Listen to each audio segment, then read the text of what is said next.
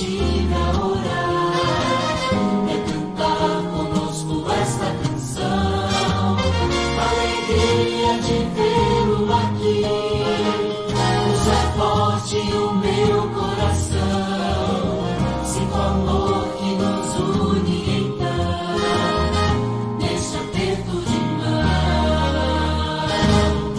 em família estamos aqui, partilhando o amor de Jesus, e sua cruz o motive a orar, é cantar conosco esta canção, alegria de vê-lo aqui, usa forte o meu coração, sinto o amor que nos une então, neste aperto de mão, neste aperto de mão, neste aperto de mão.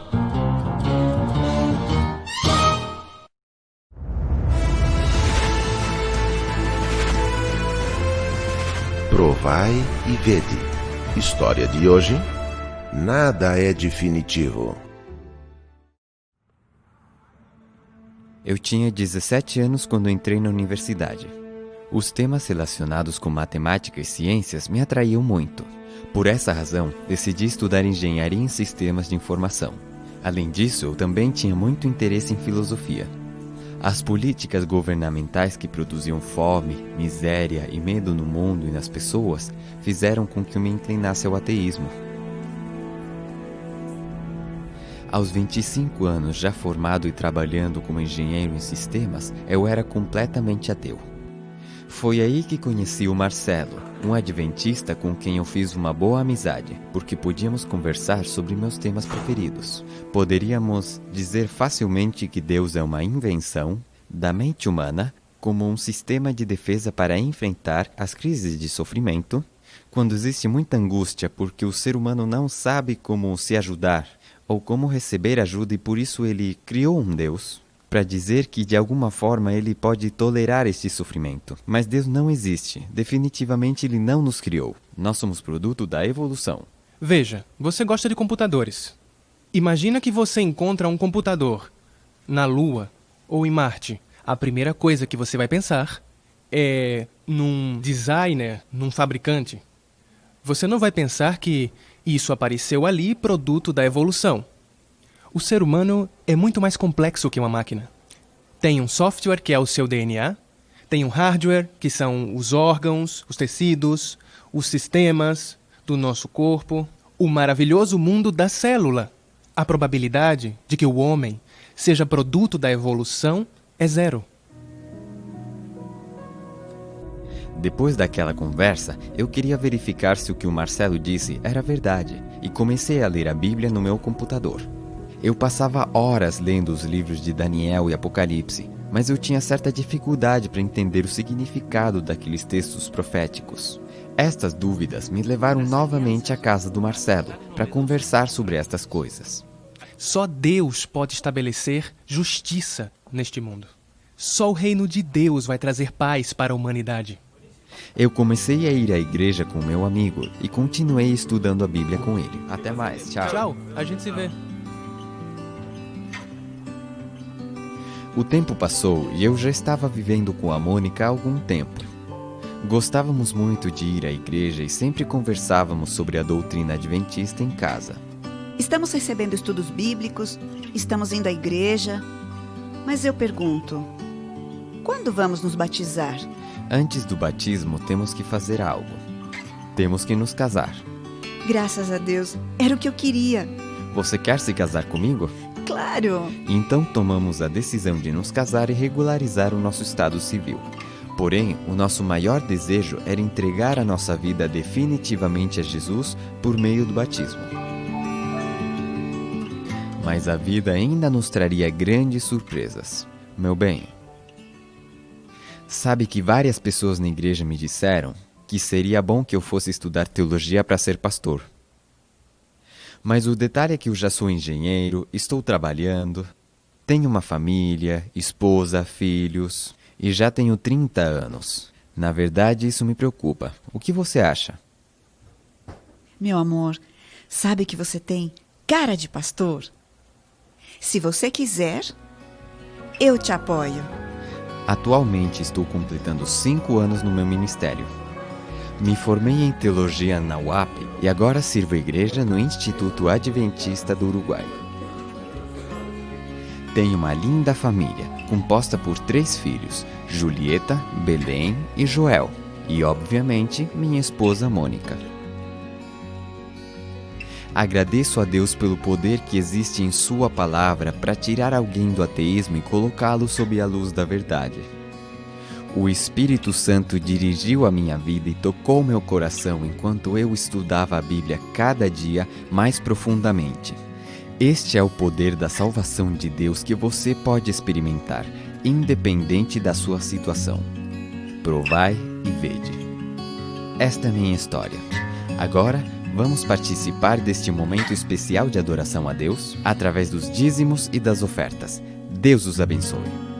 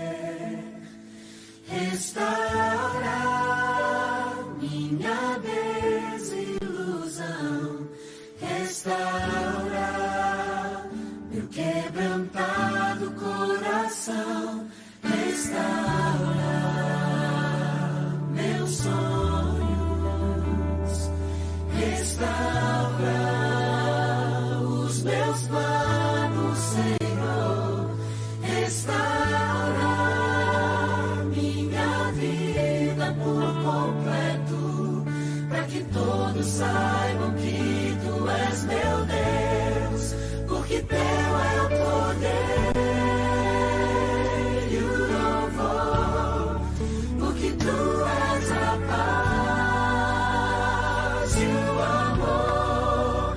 A ti toda honra e glória rendemos, Senhor. Grandioso é teu agir em nossas vidas. Restaura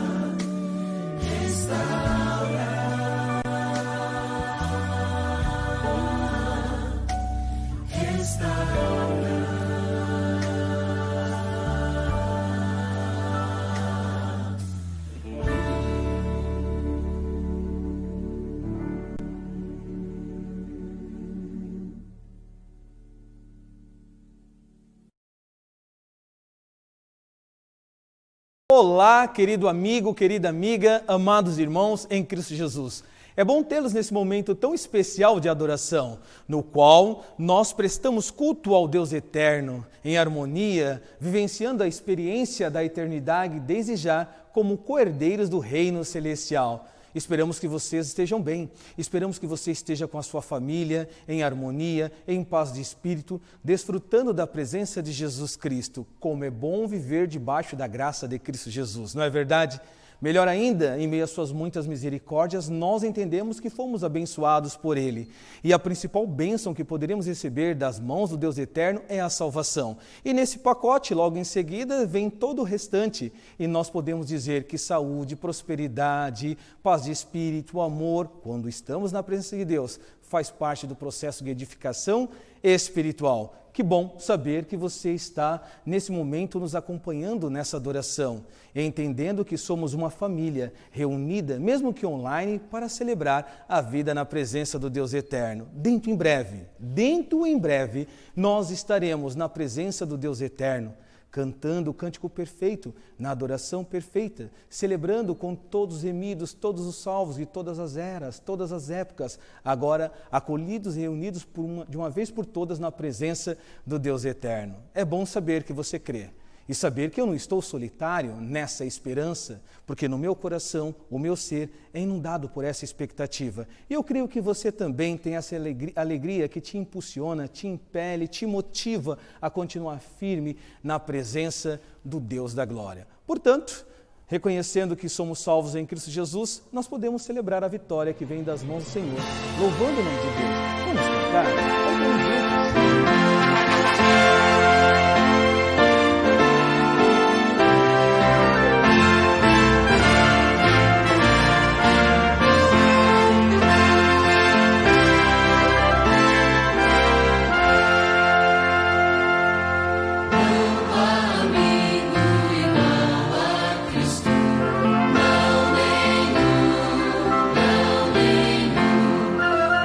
Outro não há que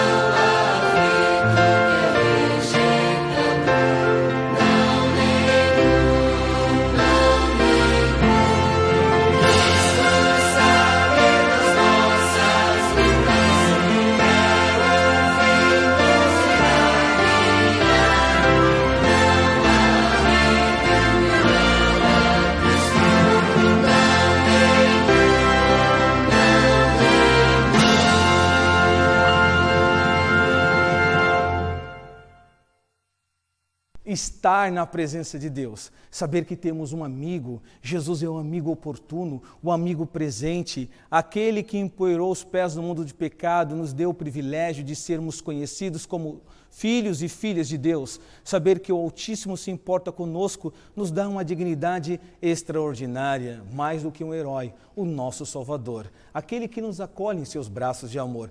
Portanto, de forma fiel e digna, nesse momento podemos nos achegar diante do trono da graça e orar diante do Eterno. Feche os olhos onde você está. Vamos orar? Senhor nosso Deus, nós louvamos o Teu nome. Nós agradecemos ao Senhor pela vida eterna em Cristo Jesus. E, logicamente, pedimos perdão pelos pecados cometidos e, assim, acolhidos em Teus braços amorosos, nós podemos confiantemente entender que somos salvos, salvos por Tua graça, salvos por Tua misericórdia. E, nesse momento, suplicar que o Senhor fale ao nosso coração, à nossa mente, ao nosso ser, para compreender a Tua revelação. E também, dignamente, viver a experiência da santidade no mundo de pecado, testemunhando da Tua glória em meio às boas novas que o Senhor nos concedeu. Nos acolhe em Teus braços de amor. Permita-nos sentir a Tua presença ao nosso lado. Em nome de Cristo Jesus, eu peço ao Senhor, nesse momento, hoje e sempre. Amém. Quando dissemos amém, nós estamos concordando diante de Deus que seja feita a vontade de Deus. Você já parou para pensar que fazer a vontade de Deus tem sido um desafio muito grande para o povo do Eterno? Nós entendemos que Deus ele é fiel, Deus é digno, Deus é extraordinário, mas lidar com a natureza do pecado tem sido um grande desafio para o Senhor da salvação. Quando eu me olho, eu sei que quando você se enxerga também no momento de introspecção, você vê aquilo que não gostaria que existisse no lugar onde não deveria estar, mas compreende que pela revelação Deus tem nos mostrado o caminho da eternidade. E é sobre esse caminho que queremos conversar nesse momento de culto. Porque Jesus ele não brincou com a obra da missão ou da salvação. Ele não brincou com a oportunidade que foi concedida aos filhos de Deus em lhe conhecer, em conhecer o Eterno. No entanto, Jesus, mais do que um filho de carpinteiro, filho de Maria, o desconhecido Galileu, ele se mostra tão dinâmico no seu messianismo, na sua obra de redenção, mas quando se aproxima a cruz, quando a cruz se aproxima, quando de repente, naquele momento profético, escatológico, mais à frente, ele visualiza, segundo as profecias, aquilo que está prestes a acontecer, mesmo que seus amigos mais íntimos não conseguissem enxergar. Claro que Jesus, ele não ficou esmorecido, ele não ficou desanimado, mas lhe afetou de certa maneira. Mas ele sabia que não estava sozinho, ele sabia que poderia confiar em nós, apesar das dificuldades, apesar da natureza do homem marcada pelo pecado. Jesus mostrou que dignamente ele confia em cada um de nós na percepção da salvação, querendo nos guiar rumo à eternidade. No contexto da crucificação, e eu digo os momentos prévios, Jesus ele está com seus apóstolos e ele tem aquele momento desafiador de se despedir. Eu particularmente não gosto de despedidas. Você gosta? Naquele momento que você está no relacionamento com seus entes queridos, com os nossos familiares, nossos amigos, e temos que nos desprender deles e continuar a nossa jornada, o nosso dia a dia. Isso acontece muito nos momentos de férias, quando de repente baixamos a guarda da atividade diária e nos colocamos à disposição segundo os nossos interesses, buscando então a felicidade, compartilhar a alegria com os nossos amigos, os nossos entes queridos, e de repente aquele tempo ele se encerra, o tempo de férias, e nós temos que retornar à atividade na sua normalidade. Normalidade é algo que é desafiador para compartilharmos nesse momento de pandemia, não é verdade? Em meio ao isolamento social, em meio ao distanciamento também que estamos infelizmente experimentando nas idas e vindas, no contexto de pecado e na experiência humana, devemos lembrar que Deus não nos marginalizou. E assim, nesse contexto de despedida, Jesus, ele faz algo que se torna fascinante na compreensão teológica da sua natureza. Por quê? Faltando apenas um dia para a cruz, Jesus teve uma conversa de coração a coração com os seus discípulos e orou por eles. Aquele momento era a noite em que Jesus estava comendo uma refeição, antes do momento da cruz. Era a sua última refeição, a ceia, a refeição noturna. Mesmo consciente da cruz que deveria experimentar, Jesus ele mostrou mais preocupação pelo efeito dos eventos da crise iminente, por acontecer em breve, sobre seus discípulos, do que por si mesmo. E, ao mesmo tempo, nesse contexto fatídico, fica claro uma coisa: no diálogo, que as coisas mais importantes são as mais difíceis de dizer. Nesses diálogos que nós temos dia a dia, as coisas mais importantes são aquelas que são mais difíceis de dizer. Não é verdade? Portanto, eu quero lhe pedir para abrir a Bíblia em João, no capítulo 14, versículos 4 ao 6. O texto bíblico diz assim: E vós sabeis o caminho para onde eu vou. Disse-lhe Tomé: Senhor, não sabemos para onde vais. Como saber o caminho? Respondeu-lhe Jesus: Eu sou o caminho e a verdade e a vida. Ninguém vem ao Pai senão por mim. Veja, Jesus aponta uma direção. Ali está Tomé, também nós temos Pedro, João, Mateus e os demais, e eles precisam, nesse intercurso espiritual, compreender o que está acontecendo na vida do seu mestre amado, do Messias, como nós recebemos como nosso Redentor. Na última ceia, e é o contexto que estamos tratando aqui, Jesus ele lava os pés aos discípulos e prediz a sua traição. Ele conforta também os discípulos e realiza o discurso da despedida. Prediz sua morte e a negação de Pedro. Nesse contexto também, ele adverte sobre a sua partida e a descida do Espírito Santo. Nós estamos falando do contexto de Mateus, de João, no capítulo 13 até o capítulo 17.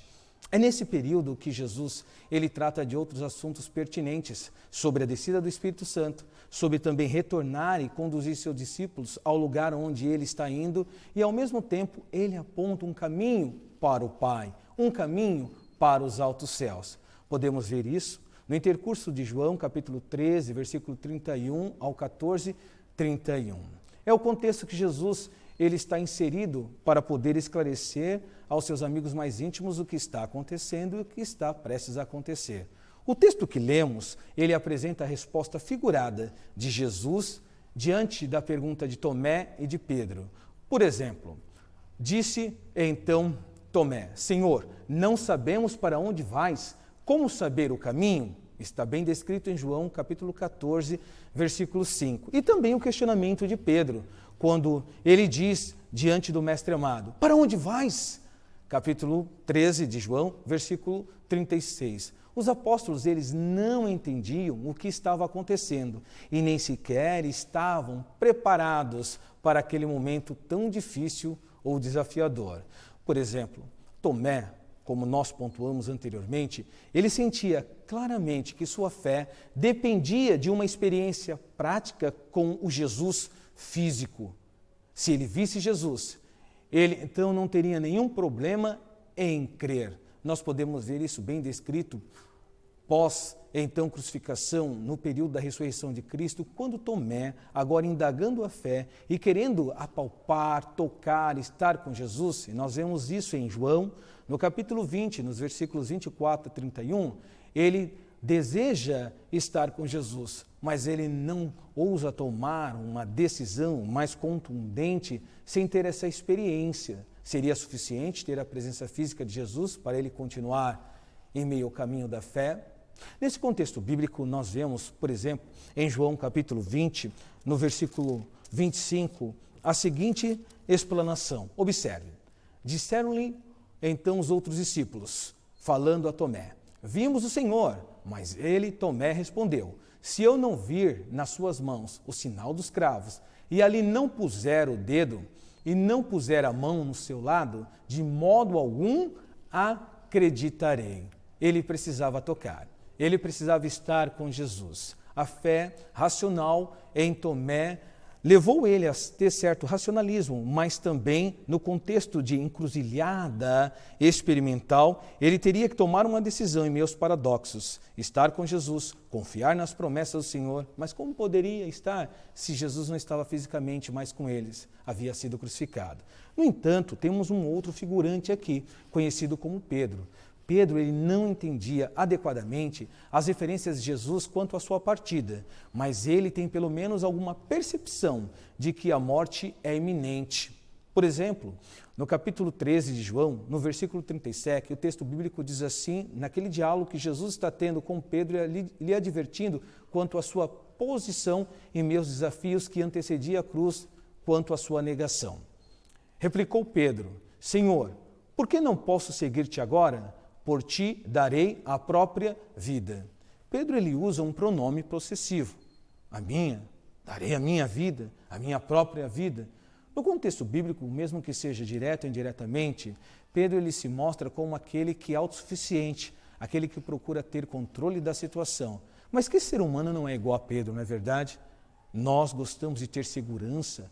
Essa segurança, ou suposta segurança, aparentemente promove certa paz, acalmando os nossos anseios, nossos ensejos, nos dando direção. Pedro ele estava entendendo o que Jesus estava querendo dizer, de certo modo ele compreendera, mesmo que fosse uma breve percepção. E ele procura se colocar à disposição do seu mestre amado. Ele quer ir à dianteira, ele quer estar com Jesus. Ele tomou uma decisão, deixou para trás seu barquinho, deixou para trás uma parceria com seu amigo João na pescaria para estar com Jesus, para servir a Jesus. O que você deixou para servir a Jesus? Nesse contexto bíblico, Jesus ele procura apresentar pelo menos a direção de dois objetivos que a sua audiência apostólica precisava entender, mas também esses objetivos migram até nós, para que pudéssemos entender a vontade de Deus para o nosso benefício quanto à salvação. O primeiro ponto, Jesus ele desejava que a sua audiência descobrisse o que Deus esperava deles, ou seja, nós devemos descobrir o que Deus espera de nós em relação ao seu amor e sacrifício em Jesus Cristo ou de Jesus Cristo. O segundo ponto, Jesus estava procurando estimular os seus servos, os seus amigos fiéis a crer e continuar vivendo e compartilhar a fé salvadora. Assim também nós, em pleno século XXI, precisamos entender que Deus deseja nos estimular a sermos fiéis, a crer, a viver compartilhando a fé salvadora em Cristo Jesus. Você tem compartilhado essa fé? Você tem desejado estar com Jesus todo santo dia? Como foi a tua manhã? Como está sendo o teu dia? E durante a noite você lembrará dos atos de Deus por você, por sua família, em benefício de um mundo caído em meio à trajetória do pecado. Assim temos algumas lições a aprender desse contexto que estamos explorando no Evangelho joanino. O primeiro ponto, Jesus ele afirma que ele é o caminho. Através de Jesus, conhecemos a Deus. Isso é um fato. Através de Jesus, nós podemos entender a Deus, conhecer a salvação que vem do eterno. Também nós passamos a conhecer o amor de Deus. A vinda de Jesus não foi para convencer o Pai de nos amar, mas a vinda de Jesus mostra que o Pai nos ama e deseja nos acolher em seus braços de amor. Assim, a natureza de Cristo mostra a natureza do Deus eterno. Sendo Ele o divino encarnado, nós podemos entender que o Senhor da vida se importa por nós, se importa conosco, tem interesse em nosso benefício, em nossa salvação. João, no capítulo 14, versículo 9, no diálogo também, no intercurso que nós estamos explorando textualmente, ele tem uma conversa com Filipe. Filipe ele tem alguns questionamentos. E na enquete de Filipe para mostrar o Pai, no capítulo 14, versículo 8, 9 e 11, Jesus, no versículo 9, salienta da seguinte maneira em resposta ao seu amigo íntimo chamado Filipe. Observe como ele se importava. O texto diz assim: Disse-lhe Jesus a Filipe: Há tanto tempo estou convosco e não me tendes conhecido. Quem me vê a mim, vê o Pai. Como dizes tu, mostra-nos o Pai? Jesus ele aponta uma esfera que Filipe ele talvez não pudesse alcançar, mas ele então migra para a esfera de Filipe, ou seja, no dia a dia de Filipe, e aponta as obras que Jesus, ele, tinha realizado, que dignificava a sua pessoa diante do Eterno e apontava também o mérito da salvação, não baseado no homem, mas na obra redentiva, ou redentora do nosso Messias, do nosso Senhor Jesus Cristo. Podemos também tirar outra lição sobre Jesus ser o caminho. Qual é esta? Através de Jesus, nós podemos ver que Deus ele nos ama, mas também através de Jesus nós vamos até Deus. Por quê? Porque em Jesus nós podemos ter a confiança ressaltada. Quem não se sente confiante ao olhar para Jesus, nos convidando, nos chamando de filhos e filhas de Deus, curando, exorcizando, libertando, multiplicando pães? Aí fica mais do que evidente o quanto somos importantes para Deus. E ao mesmo tempo, em Jesus, temos a promessa de vida, a promessa da salvação, que vem dos altos céus. Em Jesus nós entendemos que não somos marginalizados, não estamos alheios, nem distantes de Deus. Em Jesus nós entendemos que o Deus emanente está conosco, o Deus presente que empoeirou os pés no mundo de pecado. Jesus, no capítulo 14 de João, no versículo 6, ele respondeu aos seus amigos mais íntimos: eu sou o caminho e a verdade e a vida. E ele aponta enfaticamente: ninguém vem ao Pai senão por mim. Ninguém vai ao Pai a não ser por Jesus Cristo. Isso é um fato. O terceiro ponto é que através de Jesus, além de conhecer o caminho, poder ir até o Deus eterno, nós temos uma confiança que nos dá o direito e o privilégio de pedirmos a Deus. E Jesus ele ressalta isso muito claramente nesse contexto. Lembre-se que o ponto textual que estamos analisando vai de João capítulo 13 a João capítulo 17, que é o momento de despedida de Jesus diante dos apóstolos, é o momento da última refeição, o momento do lava-pés, da promessa da vinda do Espírito Santo, da oração sacerdotal, da comparação, então, da videira e os ramos que devem estar conectados para poder ter vida, e assim devemos estar conectados com quem? Com Jesus Cristo, com o Deus eterno, para ter vida, porque sem Ele nós não podemos fazer nada. É difícil dizer isso num contexto do século XXI, quando as pessoas estão indo para lá e para cá, tentando manter a vida, tentando conquistar os seus objetivos e muitas vezes marginalizam o Senhor da salvação, o nosso Deus. No capítulo 16, versículo 24 de João, Jesus, ele então nos dá a seguinte orientação: até agora nada tendes pedido em meu nome, pedi e recebereis, para que a vossa alegria seja o quê?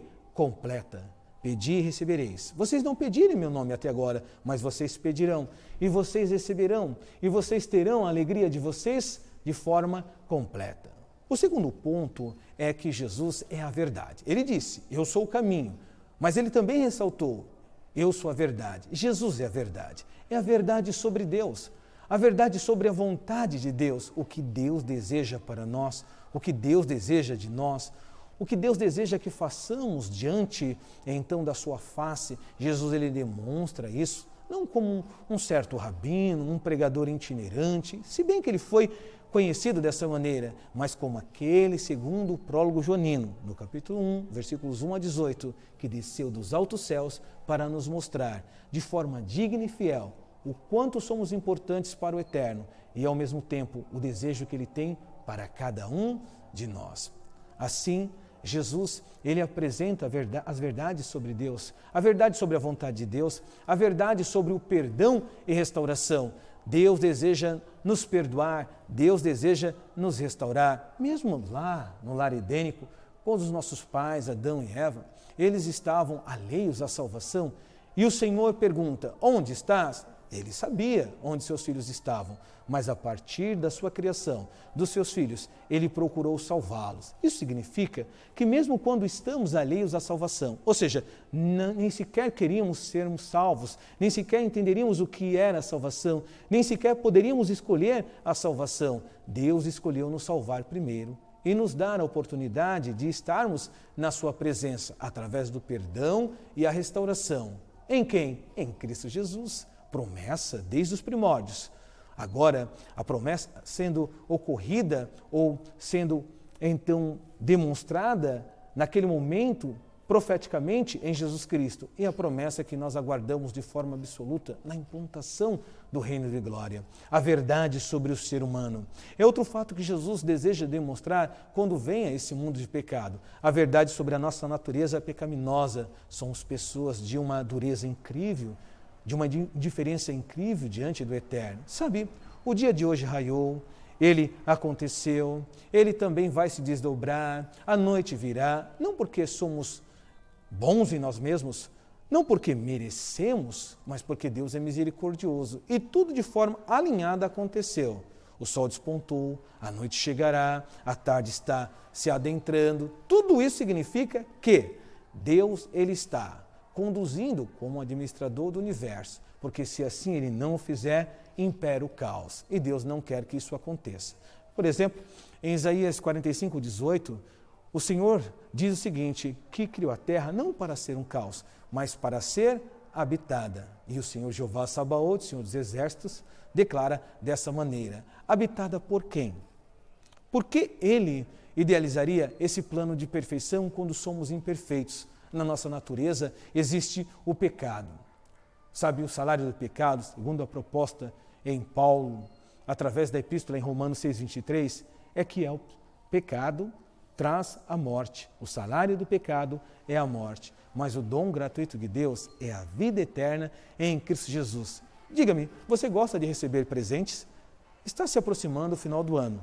Quantas expectativas as crianças têm, de receber o presente, de estar com a família? Nós adultos também não somos diferentes. Nós gostamos de receber presentes. Nós gostamos de ser confirmados. Deus, Ele confirmou a nossa origem, confirmou o nosso destino, quando nos deu a oportunidade de sermos chamados filhos e filhas de Deus através do dom da salvação, que é Cristo Jesus. Também Jesus apresenta a verdade sobre os danos causados pelo pecado. Que danos são esses? Quando ele é levantado na cruz do Calvário, ele não se torna um mero mártir. Pelo contrário, alguns podem apontar Jesus como um expoente através do seu martírio, um ícone social, um líder da época. Mas a Bíblia aponta que Jesus ele transcende todas essas expectativas. Ele vem dos altos céus para nos mostrar o algo mais, aquilo que Deus tem idealizado para cada um de nós. O pecado promoveu ou provocou um dano terrível, a morte, o sofrimento, a angústia. Por mais que as pessoas tentem apontar Deus como um causador disso, e o diabo, logicamente, não deixa passar em branco, ele se aproveita da oportunidade para dizer assim, que o culpado é Deus, que Deus faz isso, onde está Deus? Cadê Deus que não age? Deus sempre está abençoando, porque existimos e temos esperança em nosso coração. Assim, o Senhor da salvação, quando empoeirou os pés no mundo de pecado, procurou erradicar a maldição do pecado. Procurou nos mostrar que podemos ter esperança e convicção em nosso coração, em nossa mente, de que Ele é fiel. Também Jesus ele apontou a verdade sobre a igreja. Ele disse em João capítulo 18, versículo 31 e também o 32. Disse, pois, Jesus aos judeus que haviam crido nele, se vós permanecerdes na minha palavra, sois verdadeiramente meus discípulos e conhecereis a verdade e a verdade vos libertará. Observe, a verdade liberta. Os verdadeiros discípulos, eles fundamentam a fé na prática e na permanência ou perseverança na palavra de quem? De Deus. Essa é a verdade sobre a igreja. A igreja existe não como um ponto de encontro social, se bem que durante as 7 festas que Deus deu a Israel, Ele também fez com que essas festas, além de apontar a sua dignidade eterna, a sua divindade, Ele sendo adorado e os filhos como adoradores, Ele também permite que a sua audiência, a sua família espiritual pudesse celebrar na sua presença, no ato de socialização. Mas no contexto bíblico, a igreja ela transcende mais do que um ponto de encontro social. O motivo da igreja existir é porque ela tem em mãos o privilégio, a missão ou a responsabilidade de ensinar a palavra de Deus. Para muitos no contexto moderno, que é conhecido como período pós-modernistas, outros dizem, não, já não é mais, é um período pós-modernista, questionam sobre a questão do livro sagrado ser arcaico e dessa verdade ser questionável. Mas para Deus, a verdade que vem dele é absoluta. Ele deseja que assim aconteça, que assim se proceda, e aí ele apresenta as suas promessas em meio às suas muitas misericórdias. Você já foi questionado quanto ao livro de Deus ser arcaico, retrógrado, lá do passado e não ter serventia nenhuma para o tempo presente? Mas a igreja vive fundamentada nesse alicerce e prega a mensagem da salvação. E dentro dela, como o corpo de Cristo vivo, a igreja reunida, mesmo que estejamos espalhados nesse momento de pandemia, no contexto social, ela existe como ato de Deus. Ela existe porque pessoas foram transformadas e renovadas, porque a palavra de Deus é viva e transformadora. Ao mesmo tempo, o Senhor Jesus aponta a verdade sobre o nosso ministério. O nosso ministério, no significado de existirmos, é simplesmente ou puramente conhecer a Deus e testemunhar da glória de Deus, como uma luz nesse mundo, refletindo a luz de Cristo, a luz do Deus eterno, como o sal da terra, que revigora, que conserva e, ao mesmo tempo, conduzindo os filhos de Deus para o caminho da santidade e o caminho da salvação. Ao mesmo tempo, Jesus, ele aponta a verdade sobre a palavra de Deus. Em João 17, Jesus declara da seguinte maneira: santifica-os na verdade, a tua palavra é a verdade. Santidade não é perfeição inata no ser humano, mas segundo a orientação bíblica, santidade é o ato de Deus separar os seus filhos para um ministério, como nós falamos anteriormente, o ministério da pregação, o ministério da experimentação da vontade de Deus e compartilhar dessa vontade. Santifica-os na verdade. O que é a verdade? Perguntou Pilatos a Jesus. E Jesus aqui, antecipadamente, nas prévias da crucificação, já está orientando os apóstolos, dizendo o seguinte: a tua palavra, a palavra de Deus, ela é o quê? A verdade. E nós vivemos fundamentados nessa palavra que nos dá direção e nos aponta o nosso destino final. Que coisa maravilhosa! Não somos órfãos de Deus. João 14,18 fala sobre isso. E nós sabemos onde termina a história do pecado e como se dá a continuidade da história dos salvos. Para não prolongar, nós podemos ver o terceiro ponto que Jesus ele ressalta na conversa com os apóstolos. Ele diz, eu sou o caminho. Ele diz, eu sou a verdade. Então ele vai num terceiro ponto. Também ele diz, eu sou a vida. Eu sou o caminho, a verdade e a vida. Jesus aponta para si como sendo a vida. Ele não diz que tem vida, ele diz, eu sou a vida. Por quê? Porque em Jesus nós recebemos vida. Olha que coisa maravilhosa. Em Jesus Cristo nós recebemos vida. Você poderia dizer, amém, espiritualmente nós recebemos vida em Jesus Cristo. Mas vamos construir um pouquinho mais. Em Jesus Cristo nós entendemos que a vida ela é originada. E em Jesus Cristo nós entendemos que Ele, como arquiteto da criação, nos dá essa vida. Jesus Cristo tinha vida em si mesmo. Apesar da encarnação, Ele se tornou um de nós, Ele aponta para si dizendo, eu sou a vida. Através dele nós temos acesso à vida eterna, através dele nós temos o direito e o privilégio de viver, e em Jesus Cristo nós temos esperança de redenção. Para não ficar prolixo, nós entendemos da seguinte maneira. O primeiro ponto, a vida não é inerente. Nós não temos vida em nós mesmos. Isso é um fato. Senão nós seríamos deuses nesse mundo de pecado. Ao mesmo tempo, no segundo ponto, nós temos o seguinte conceito, que a vida ela é derivada, porque recebemos a vida de quem? De Deus. É como se fosse uma folha em branco que uma criança recebe da professora. E ela diz assim, olha, faça bom uso dela, porque no finalzinho da aula eu vou te dar uma nota, ok? Garranchos, desenhos, escritas podem ser elaborados nessa folha, mas no final a professora pontuará. A vida é assim. Nós podemos escolher ir e vir, fazer ou não fazer, amar Deus ou não amar, marginalizá-lo ou estar na sua presença, mas em suma, no final dos nossos dias, nós prestaremos contas diante de um Deus eterno. No entanto, isso não é para nos levar a termos medo, mas para nos ajudar a entender que na fidelidade de Deus, Ele nos dá o privilégio da salvação. O fato de Deus ter vindo até nós em Cristo Jesus nos mostra que Ele está mais disposto a nos oferecer a vida do que estamos dispostos a nos apegar ao direito e privilégio que Ele nos dá de termos essa vida. No capítulo 1 de João, nos versículos 2 e 3, João ele descreve da seguinte maneira essa orientação que compartilhamos nesses momentos. Ele estava no princípio com Deus. Todas as coisas foram feitas por intermédio dele, e sem ele, nada do que foi feito se fez. Literalmente, o arquiteto da criação.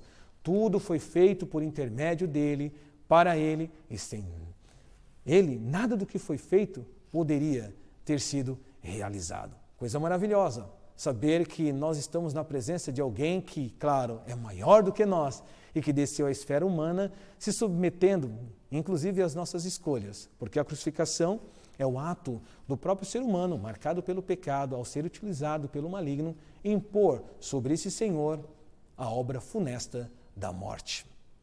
Em Jesus Cristo também vivemos rumo à eternidade, porque a vida não é obra do acaso.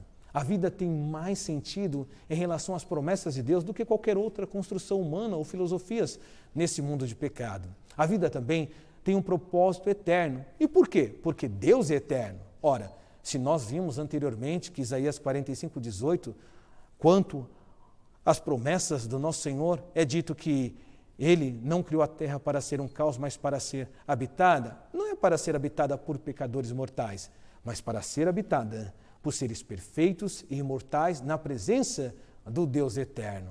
Assim, João capítulo 5, versículos 39 e 47, nos dá a direção que devemos ter para compreender a eternidade desde já. Disse o Senhor Jesus Cristo: examinais as Escrituras, porque julgais ter nelas a vida eterna, e são elas mesmas que testificam de mim. Se, porém, não credes nos seus escritos, como crereis nas minhas palavras?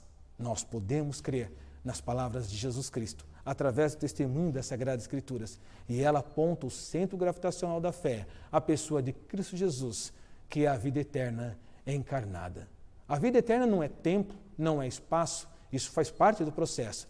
Mas a vida eterna é o próprio Senhor, que desceu entre nós, que esteve conosco, porque não há futuro sem Deus. Em Jesus também, nós temos a compreensão da vida eterna no seguinte aspecto, que é descrito sob a misericórdia de Deus em nosso benefício, que é o verso áureo dos evangelhos, considerado por muitos, que se encontra em João capítulo 3, versículo 16. E você conhece muito bem, e diz assim: porque Deus amou o mundo de tal maneira que deu seu Filho unigênito, para que todo o que nele crê não pereça, mas tenha a vida eterna.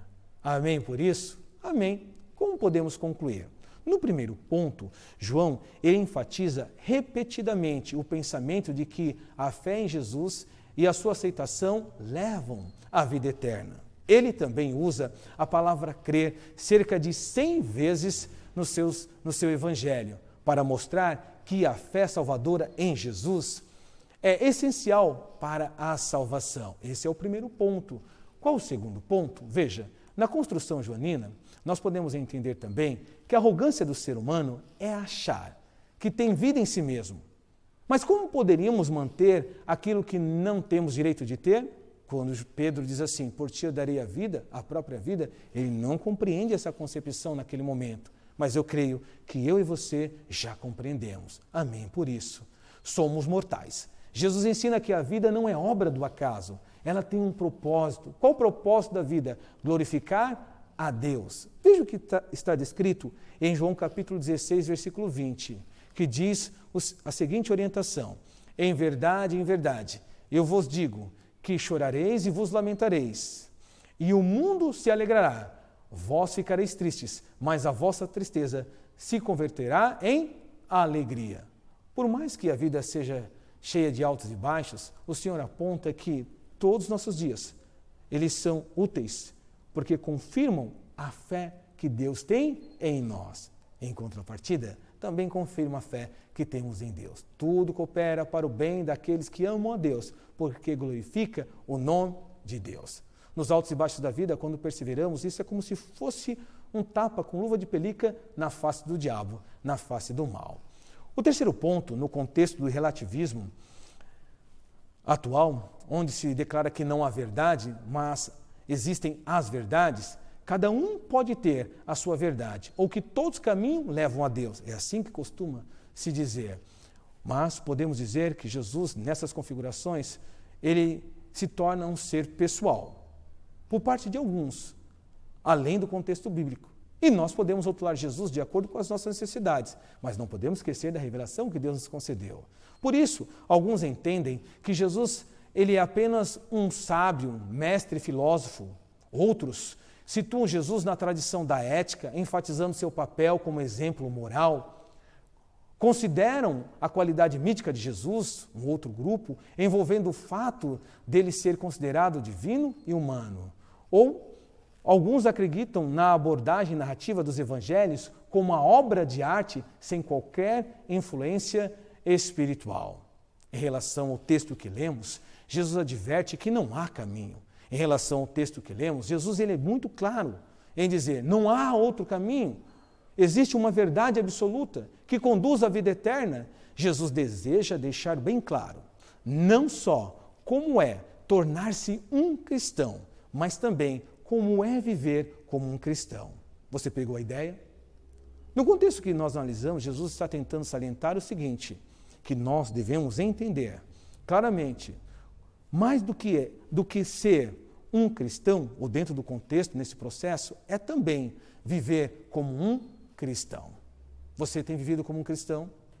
Você crê que como Cristo te deu a salvação, você pode, desde já, experienciar o jeito certo de viver, segundo a moralidade do eterno, e viver em santidade, testemunhando ao mundo de pecado, entendendo que há um destino final, entendendo que carregamos a impressão digital de Deus, temos a origem, temos a identidade, em Cristo Jesus somos filhos e filhas de Deus, portanto podemos celebrar a vitória que vem das mãos do Senhor. E nesse momento eu quero lhe convidar a cantar. Louvemos juntos diante de Deus eterno. Cantemos. Com gozo eu já vou para o lar celestial, caminhando, caminhando, pois não me encanta mais o prazer real, caminhando para aquele lar, caminhando, caminhando para aquele lar onde está Jesus, caminhando, caminhando pela mão divina de Jesus. Eu quero pecadores comigo levar, caminhando, caminhando, que em Cristo possam eles a paz encontrar, caminhando para aquele lar, caminhando, caminhando para aquele lar onde está Jesus, caminhando, caminhando pela mão divina de Jesus. Com Cristo meu Senhor para sempre estarei, caminhando, caminhando, seu nome eternamente então louvarei, caminhando sim naquele lar, caminhando, caminhando para aquele lar onde está Jesus, caminhando, caminhando pela mão divina de Jesus.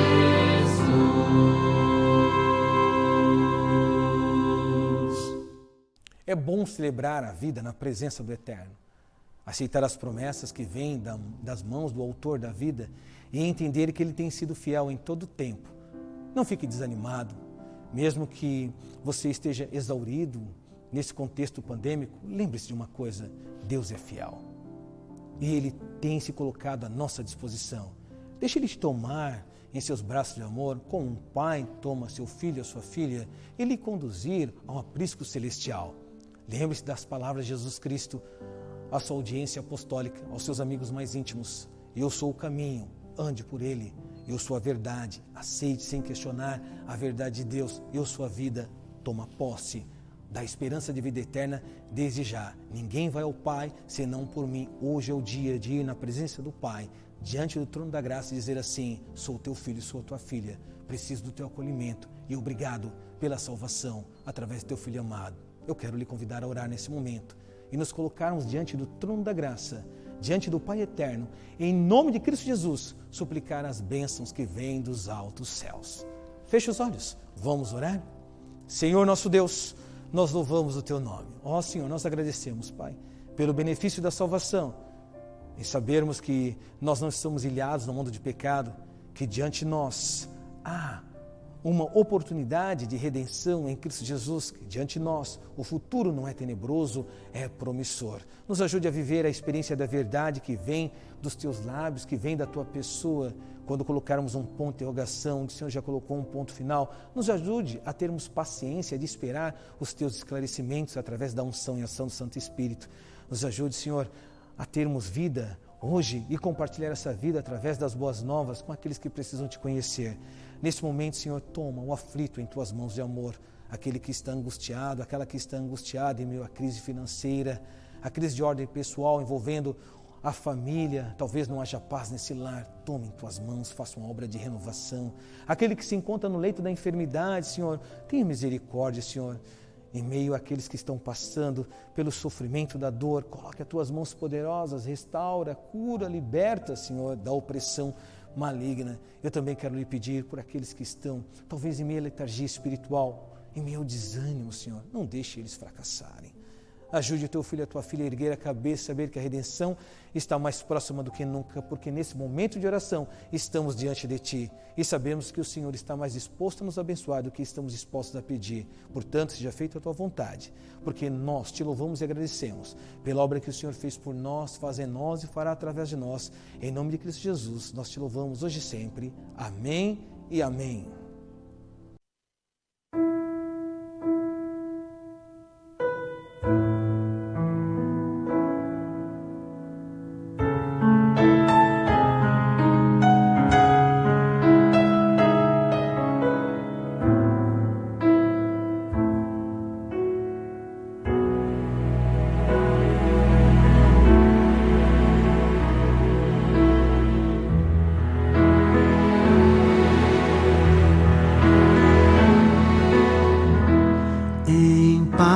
Eu vou